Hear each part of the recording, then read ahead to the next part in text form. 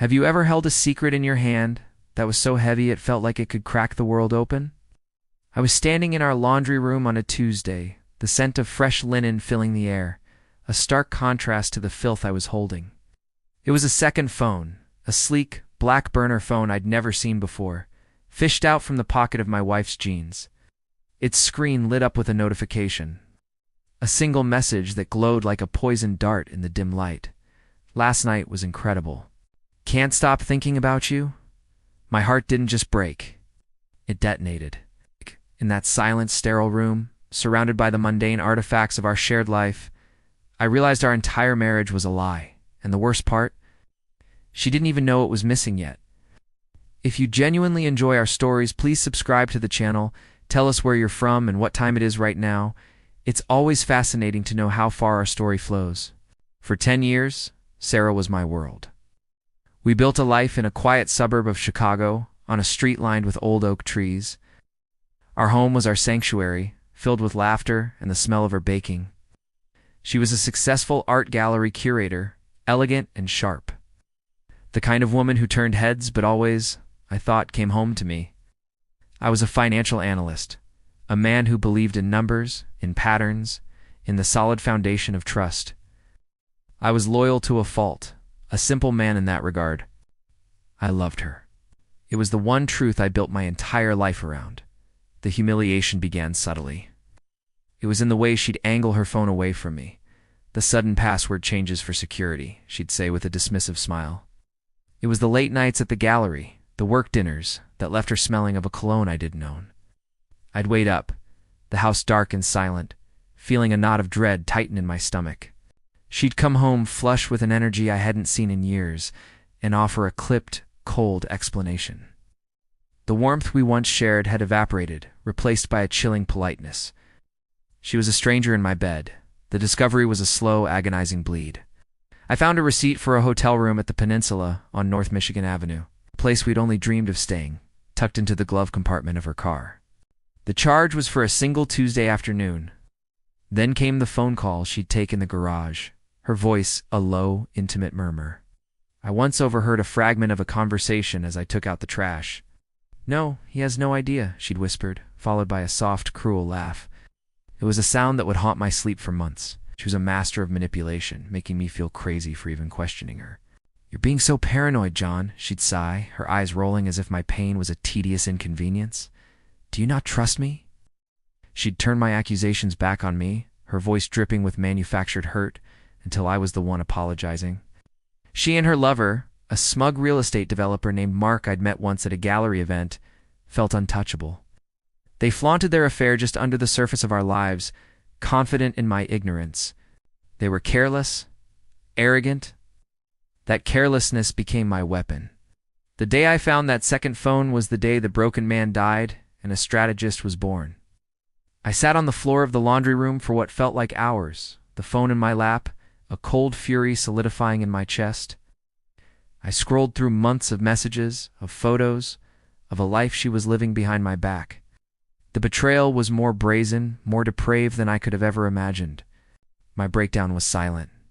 No shouting, no tears, just a quiet, terrifying calm.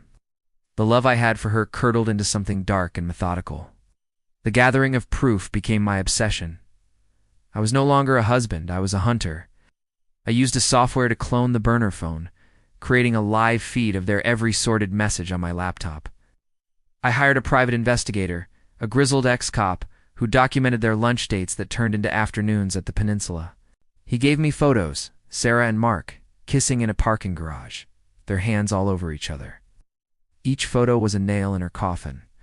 I opened a new bank account and began quietly siphoning my own savings, the money I had before our marriage, into it. I met with the best divorce attorney in Chicago, a shark named Ms. Albright.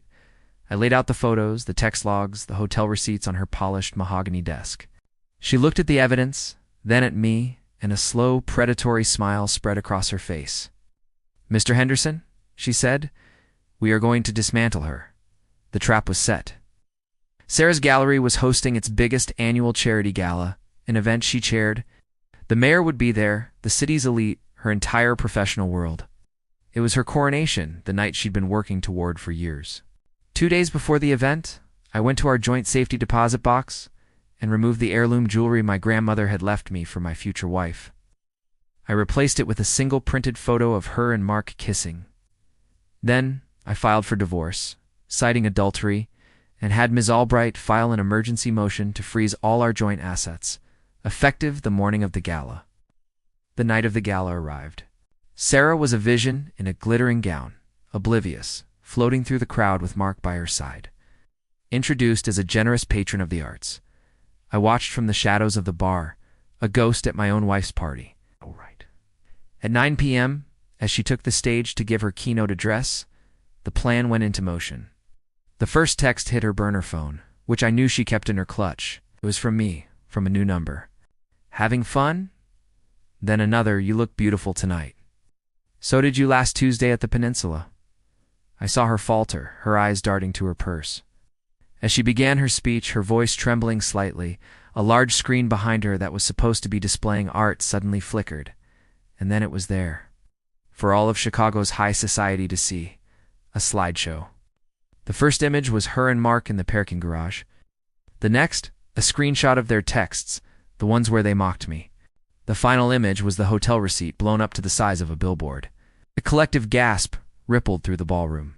Her speech died in her throat. Her face, projected on the screen, was a mask of pure horror.